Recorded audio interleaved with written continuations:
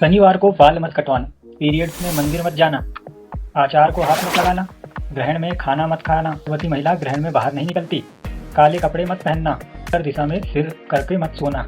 इनमें से कुछ बातें आपने अपने अपने घर में सुनी होगी और जब आपने पूछा होगा क्यों, तो जवाब मिला होगा क्योंकि धर्म में ऐसा बताया गया है। लेकिन आज सवाल थोड़ा मुश्किल है, क्या सच में धर्म ग्रंथ ऐसा कहते हैं या फिर लोक परंपरा को हमने धर्म समझ लिया? और जहाँ वास्तव में कोई धार्मिक परंपरा मौजूद है, क्या उसके पीछे वही कारण है जो आज व्हाट्सएप और यूट्यूब पर वैज्ञानिक कारण बताकर समझाया जाता है? आज हम किसी धर्म को सही या गलत साबित करने नहीं आए हैं, आज हम सिर्फ एविडेंस देखेंगे। हम हर बात पर 3 सवाल होंगे। शास्त्र क्या कहते हैं, परंपरा में क्या चलता आया है, विज्ञान क्या कहता है, और सबसे महत्वपूर्ण, जहाँ प्रमाण नहीं होगा वहाँ हम प्रमाण नहीं है ही कहेंगे। पीरियड्स में महिला अशुद्ध होती है, यह शायद सबसे गंभीर मान्यता है। भारत में आज भी कई जगह मेंस्ट्रुएशन के दौरान लड़की या महिला को मंदिर जाने से रोकना, पूजा की वस्तुओं को ना छूने देना, रसोई में जाने से रोकना, आचार या कुछ खाद्य पदार्थों को ना छूने देना, अलग सोने को कहना जैसी रेस्ट्रिक्शन मिलती है। यह सिर्फ इंटरनेट की कहानी नहीं है। भारत में कई किए गए स्टडीज में मेंस्ट्रुएशन के दौरान रिलीजियस एक्टिविटीज, मंदिर, किचन, फूड और सोशल इंटरेक्शन पर ऐसी रिस्ट्रिक्शंस बड़े पैमाने पर डॉक्यूमेंटेड हुई है। एक सिस्टमैटिक रिव्यू में वर्षित रिलीजियस आइटम में रेस्ट्रिक्शन सबसे कॉमन रिस्ट्रिक्शन में थी। अब सवाल, क्या मेंस्ट्रुएशन वास्तव में इम्प्योरिटी है? बायोलॉजिकली मेंस्ट्रुएशन एक सामान्य रिप्रोडक्टिव प्रोसेस है। मेंस्ट्रुअल ब्लीडिंग यूटेरस की लाइनिंग से सेटिंग से जुड़ी होती है। यह कोई विष या सुपरनेचुरल सब्सटेंस नहीं है। एक मेडिकल रिव्यू ने भी साफ लिखा है कि मेंस्ट्रुएशन को अपने आप में इम्प्योरिटी मानने का साइंटिफिक आधार नहीं है। लेकिन यहाँ हमें सावधान रहना होगा। कुछ धार्मिक टेक्स्ट में रिचुअल प्योरिटी और ब्लडी इमर्शन के संदर्भ मिलते हैं, इसलिए यह कहना कि शास्त्रों में मेंस्ट्रुएशन में संबंधित कोई नियम ही नहीं है, इतिहास की दृष्टि से भी सही नहीं होगा। लेकिन हर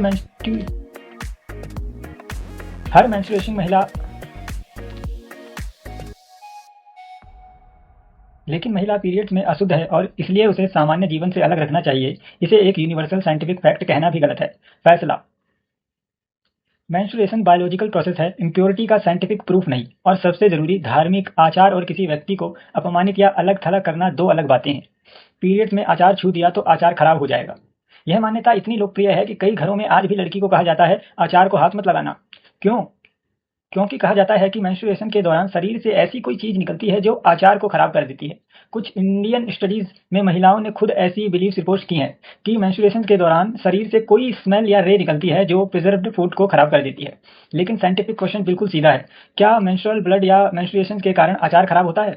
इसका कोई क्रेडिबल साइंटिफिक मैकेनिज्म या एविडेंस नहीं है। फूड स्पॉइलेज का संबंध माइक्रोऑर्गेनिज्म, कंटेमिनिज्म, मॉइस्चर, टेम्परेचर, एसिडिटी और प्रिजर्वेशन कंडीशन से होता है। महिला का मेंस्ट्रुअल साइकिल अपने आप आचार को खराब नहीं करता। फैसला, आचार खराब होना, हाइजीन और फूड प्रिजर्वेशन का सवाल, मेंस्ट्रुएशन कारण होने का साइंटिफिक एविडेंस नहीं। पीरियड्स में नहाना या बाल धोना नहीं चाहिए, यह मान्यता भी कई जगह आज तक मौजूद है। कुछ घरों में कहा जाता है पहले 3 दिन बाल मत धोना। कुछ जगह मेंस्ट्रुएशन के दौरान बाथिंग पर भी रेस्ट्रिक्शन मिलती है। लेकिन आधुनिक मेंस्ट्रुअल हाइजीन में साफ सफाई महत्वपूर्ण है। भारत के अलग अलग स्टडीज में मेंस्ट्रुएशन के दौरान बाथिंग और हेयर वॉशिंग पर रेस्ट्रिक्शंस डॉक्यूमेंटेड हुई है। और यहाँ एक बात समझना जरूरी है, धार्मिक स्नान और हाइजीन बात एक ही कॉन्सेप्ट नहीं है। किसी रिचुअल में किसी पर्टिकुलर समय स्नान का नियम हो सकता है, लेकिन इससे यह साइंटिफिक कंक्लूजन नहीं निकलता कि मेंस्ट्रुएशन के दौरान पानी शरीर के लिए हार्मफुल हो जाता है। फैसला, मेंस्ट्रुएशन के कारण स्नान करना वैज्ञानिक रूप से हानिकारक नहीं है, बल्कि मेंस्ट्रुअल हाइजीन बनाए रखना महत्वपूर्ण है। पीरियड्स में एक्सरसाइज नहीं करनी चाहिए। अब यह इंटरेस्टिंग है।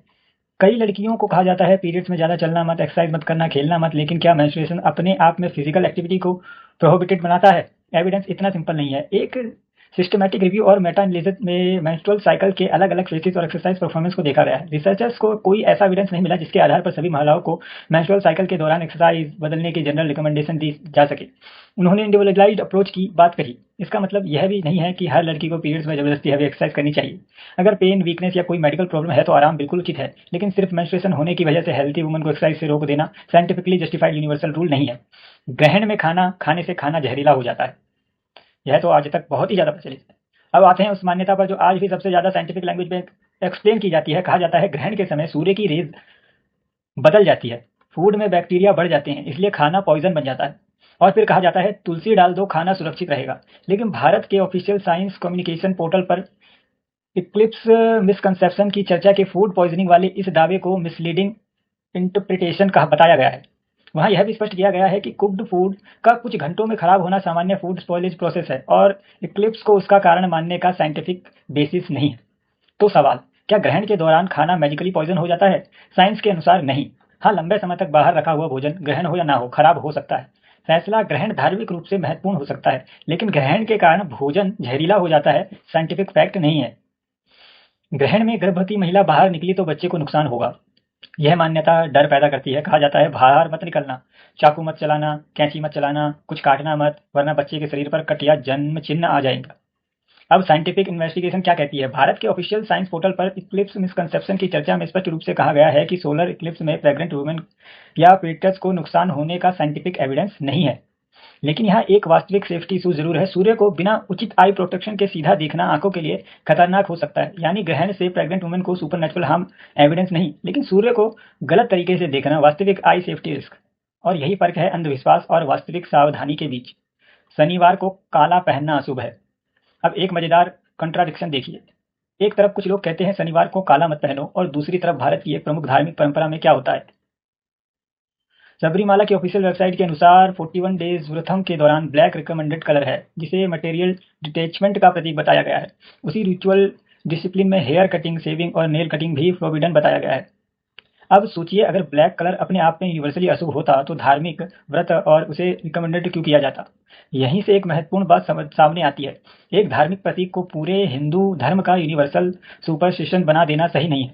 अलग परंपराओं में एक ही चीज का अर्थ अलग हो सकता है। फैसला काला रंग अपने आप में वैज्ञानिक रूप से अशुभ नहीं है, और धार्मिक रूप से भी इसका अर्थ कॉन्टेक्स्ट और ट्रेडिशन पर निर्भर करता है। उत्तर दिशा में सिर करके सोओगे तो शरीर का खून आयरन दिमाग में चला जाएगा। यह आजकल सोशल मीडिया पर सबसे इंटरेस्टिंग साइंटिफिक एक्सप्लेनेशन में से एक है। कहा जाता है हमारे शरीर में आयरन होता है, पृथ्वी मैग्नेटिक है, इसलिए उत्तर दिशा में सिर करके आयरन दिमाग की तरफ खींचा आएगा। सुनने में साइंटिफिक लगता है, लेकिन साइंटिफिक शब्दों का इस्तेमाल करना और साइंटिफिक एक्सप्लेनेशन होना दो अलग चीजें हैं। मानव शरीर में आयरन मौजूद है, लेकिन इसका यह मतलब नहीं कि शरीर किसी लोहे की वस्तु की तरह पृथ्वी के मैग्नेटिक फील्ड में खींचने लगेगा। इसलिए इस तरह के एक्सप्लेनेशन को बिना एविडेंस के विज्ञान से साबित कर दिया कहना गलत है। अगर कोई उत्तर दिशा में सिर करके नहीं सोता क्योंकि वह वास्तु की अपनी परंपरा मानता है, यह उसका धार्मिक सांस्कृतिक चॉइस है, लेकिन उसे लेबोरेटरी प्रूवन मेडिकल फैक्ट बताना अलग बात है। मुंडन या सेविंग से बाल मोटे और तेजी से बढ़ते हैं। हर धार्मिक परंपरा का कोई ना कोई मॉडर्न साइंटिफिक रीजन जरूर होता है। अब आखिरी मिथ शायद सबसे बड़ा है। हम अक्सर सुनते हैं हमारे पूर्वजों ने 5000 साल पहले ही सारी साइंस जान ली थी, इसलिए यह नियम था, इसलिए वह नियम था। लेकिन समस्या तब पैदा होती है जब हम किसी ट्रेडिशनल प्रैक्टिस के पीछे बाद में एक साइंटिफिक साउंडिंग एक्सप्लेनेशन बना देते हैं। उदाहरण के लिए, ग्रहण फूड पॉइजन हो जाता है, मेंस्ट्रुएशन महिला से रेज निकलती है, उत्तर दिशा आयरन ब्रेन में चला जाता है, काला रंग नेगेटिव एनर्जी। इन एक्सप्लेनेशंस में साइंटिफिक वोकैबुलरी हो सकती है, लेकिन साइंस का नियम है क्लेम, हाइपोथेसिस, एविडेंस, टेस्टिंग, रिप्रोडक्टिबिलिटी। सिर्फ यह कहना कि हमारे पूर्वजों ने ऐसा कहा था इसलिए इसके पीछे साइंस जरूर होगी, साइंटिफिक मेथड नहीं है।